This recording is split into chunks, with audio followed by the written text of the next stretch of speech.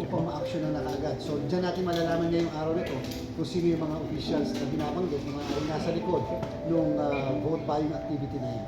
So officially hindi na po niyo pa po nakikita yung pangalan? Hindi, officially hindi pa natin nakikita, kaya hinintay natin yung report mismo ng amin.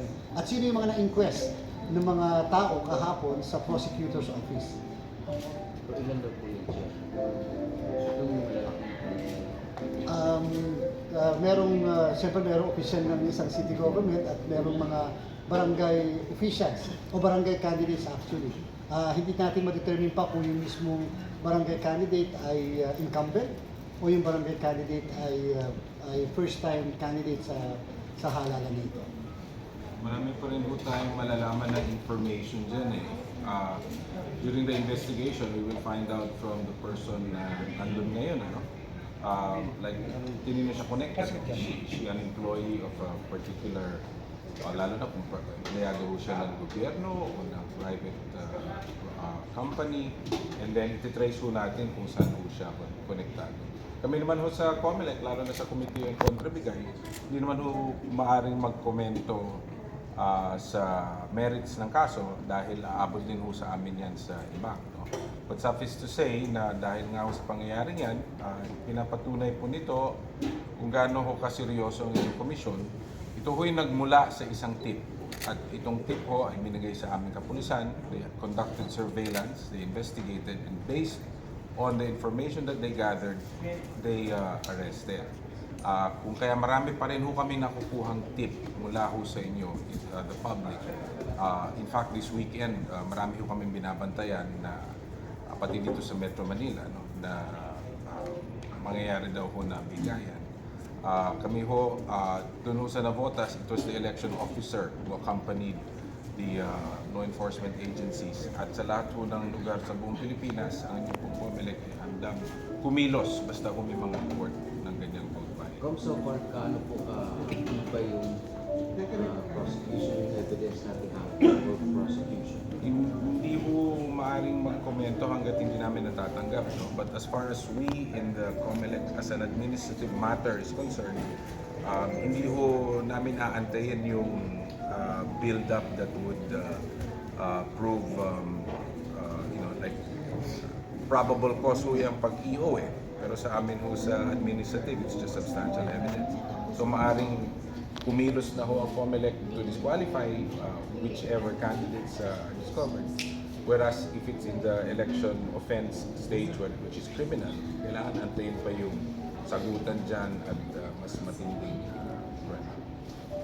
Napansin niyo na nga po ba kung maraming nag-migrate online vote buying or mas traditional pa rin? So far, we were expecting a lot of reports. We have reports now, but they have to be substantiated. Ano? Ang maganda ho niyan kasi dahil sa pakikipagtulungan ng GCash at other online platforms, andyan yung footprints nila eh. So maaring hindi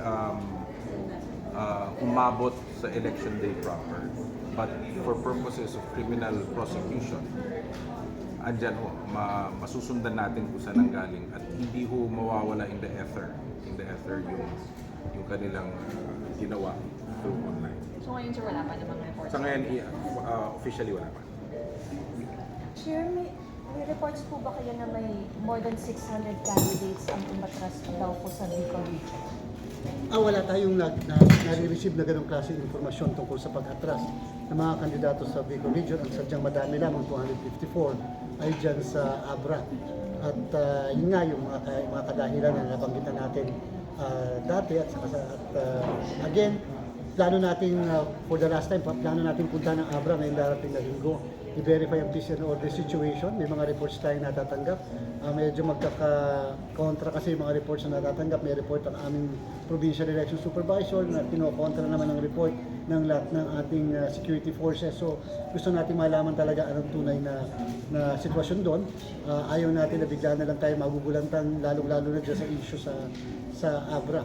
Now, dito sa mga na-declare na natin, katulad sa Libon, generally peaceful ngayon ang sitwasyon. At dyan sa Masbate, simula nung nangyari yung dalawang insidente sa Placer at saka sa Masbate City, wala na yung ganong klaseng insidente at yung takot. Kaya lang meron tayong na-monitor na isang pag-ambush sa Quezon kanina lamang. Bibigay ko yung detalye mamaya nung nangyaring ambush at nadala sa ospital yung kandidatong barangay chairman. Nakakalungkot sapagkat dadalawang araw na lang, halos eleksyon na. And therefore, itong pagtaas na ito na bilang ng mga violence, maaaring di election related, sinasabay ng ibang kriminal talaga, o election related, we do not distinguish anymore. Basta importante, dapat maging alerto ang pulis. At again, atin pong inuulit, pinapakiusap sa PNP, na sana pag kami nangyaring ganyan, kaagad natin ma-apprehend yung mismong culprit, kaagad natin ma-aresto, hindi pwedeng patagalin, at at the same time, kaagad na magbibigyan ng karampatang aksyon yung lahat ng ganitong klaseng pangyayari. Otherwise po, mababaliwala lahat ang efforts natin for several months na patungkol dito sa halalan dahil nasa iilan ng mga pangyayari na ganyan. Patuloy pong dumarating yung mga reports sa atin ng ilan na may mga insidente katulad niyan. And but then, ang sabi nga natin sa ating mga kababayan, there's nothing to panic because napaka-limited lang po, ilan lang yung lugar na yan. And the COMELEC is in full control of that situation in the entire country. Sir, saan po sa Quezon? Dahil naman, ano po lang.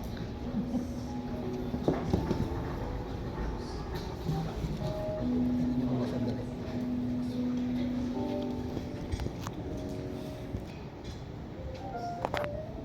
Nangyari ay ito isang progress report. Incumbent barangay Kagawan ng candidate sa barangay chairman, dito siya sa Lopez, Quezon.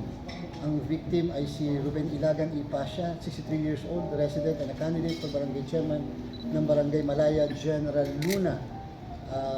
Naglalakad yung biktima papunta pauwi after na maka-attend siya sa isang meeting malapit sa barangay hall ng barangay Malaya when two still unidentified suspects came to a dim area at dyan siya pinagbabaril 4 times. Natamaan siya nagkaroon siyang gunshot wounds sa kanyang right chest and was initially rushed to the Magsaysay Hospital in Lopez, Quezon, but later on transferred to RAKK Hospital in Gumaca, Quezon for further medical treatment. Ang ginawang aksyon ng PNP, nag-issue kagad ng flash alarm and directed all units to conduct dragnet operation, requested the Quezon Provincial Forensic Unit to process the crime scene, and deploy sila ng IOC teams to interview witnesses at the crime scene and monitor the interview of the victim. And then in-inform nga yung ating regional director. So, yung ganyang klaseng pangyayari, maayos naman ang buong probinsya, maayos yung bayan, biglang may ganyan. And so that is a serious concern on the part of the police. Sir, yung Lopez, ano po siya? Ay, yung Lopez, ano lang siya, green lang siya. Green ang Lopez kahit na mayroong presensya ng mga insurgent groups dyan. Wala tayo kahit na tingnan nyo doon sa inyong listahan, green category siya. So yung mga ganyan, bigla na lang siya